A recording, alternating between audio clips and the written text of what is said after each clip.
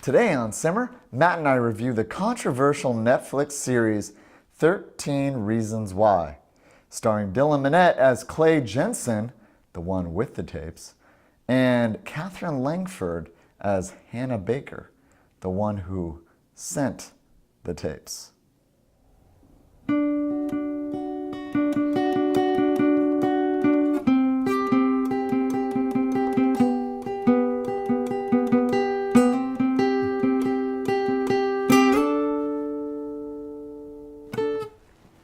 A welcoming small town, a cute would-be couple, the grieving parents, the long road home, and the tapes that explain it all.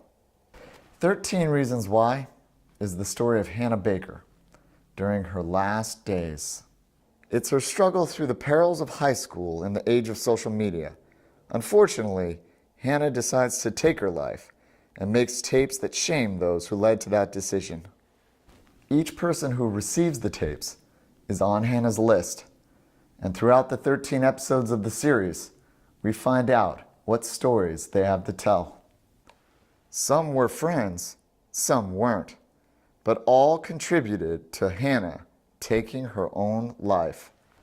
13 Reasons Why struggles to tell the story that should lead you to 13 reasons why not to end your life. Glamorizing suicide is never pretty.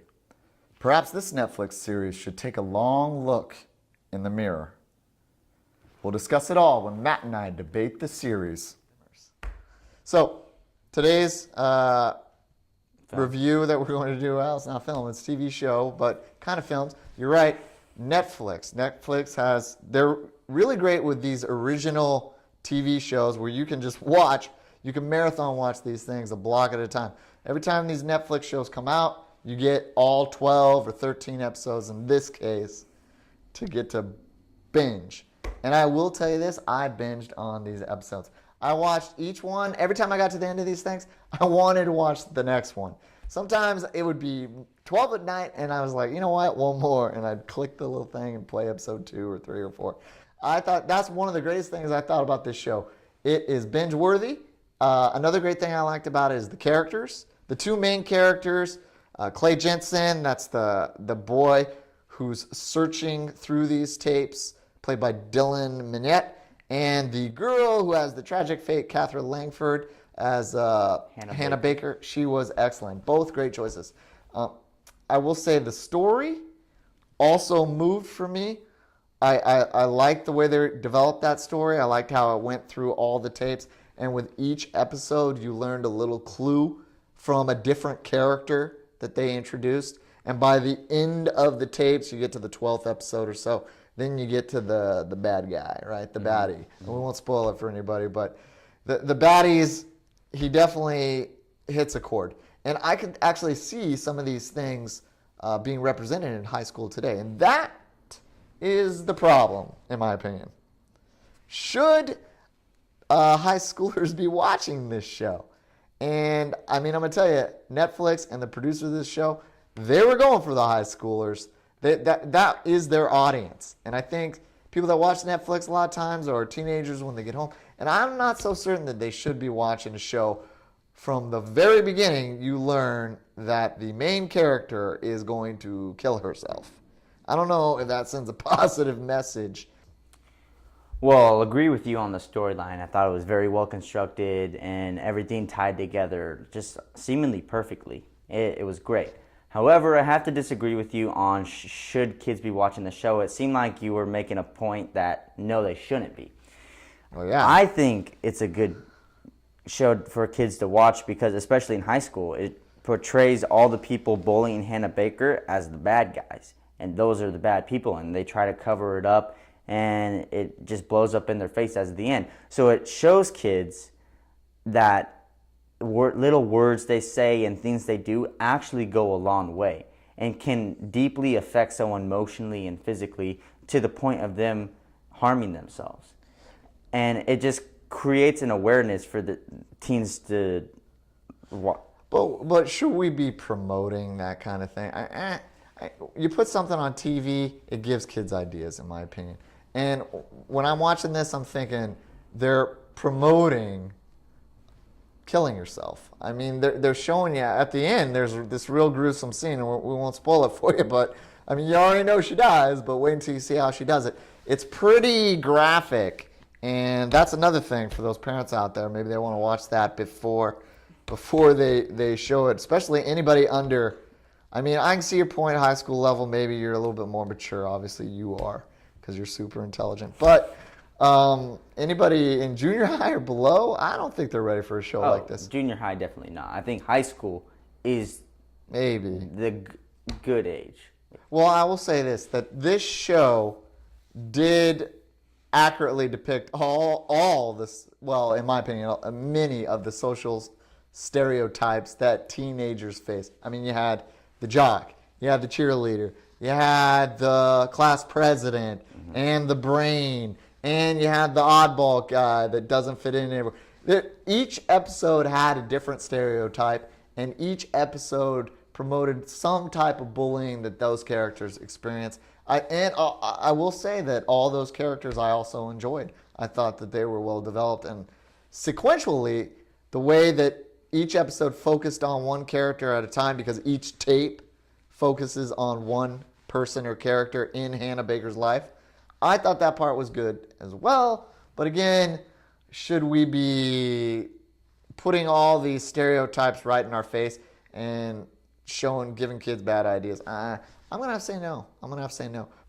It was all right. I thought the structuring was nice, and I don't agree with you on the age range of who should be watching it. Yet, I didn't find myself completely and thoroughly enjoying it. I got kind of sick of it. It's just the high school setting, and maybe someone like you that's not in high school thinks it's interesting and like finds pleasure in watching it because it's like, oh, this is how kids are acting nowadays. But I've already seen stuff like that.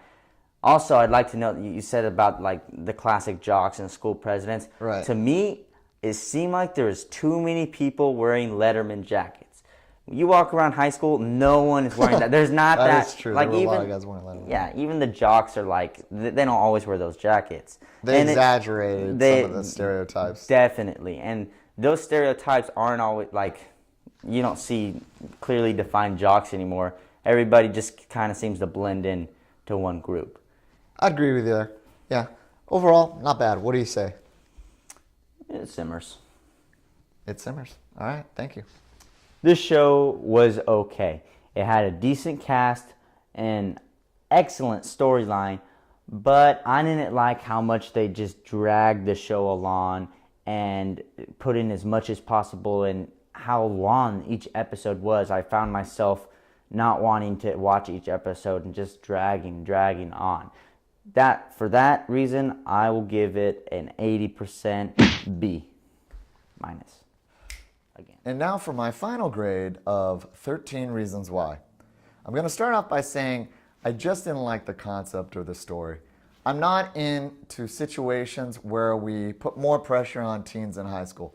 They already have a lot of insecurities and pressure. Glamorizing suicide with a Netflix series with the aim of exploitation to get money out of serious events, I just don't buy it. And I don't feel that the show gave enough of an answer for the kids that really do have thoughts of committing suicide. The show, it's a downer at the end. I mean, there's no answer. There's no like happy ending. So if I was already depressed, this might make me more depressed. That being said, the actors did a great job. Dylan Minnette as Clay Jensen played a sweet kid. I bought into his character. He fended off the bad guy, the bully, the jock bully in the series fairly well. I bought their kind of animosity towards each other. I also liked Hannah Baker, played by Catherine Langford. She was a sweet, attractive young lady. Obviously, in the show, she had her issues. I'm not going to comment any further about how I felt, how she responded to those issues, but you're going to have to figure that out on your own. The ending of the show, I like the conclusion as far as the narrative goes. the story had a beginning and then a conclusion that was satisfying for that particular story. Like I said, I'm not a fan of that story, but it was complete at least. Other than that, I don't have much more to say about this series. I'm probably going to have to give it a 75% C. I just can't get, the production value is there, but I just can't get behind the concept. I don't like glamorizing things like this. And I don't think that the show produced any kind of resolution or any kind of message on why you shouldn't commit suicide to young people out there that might watch it. And I'm sure a lot of young people are watching this Netflix show. So that being said, thank you for watching. Remember to please click and subscribe. And always remember this one. If it's cool and hot, it simmers.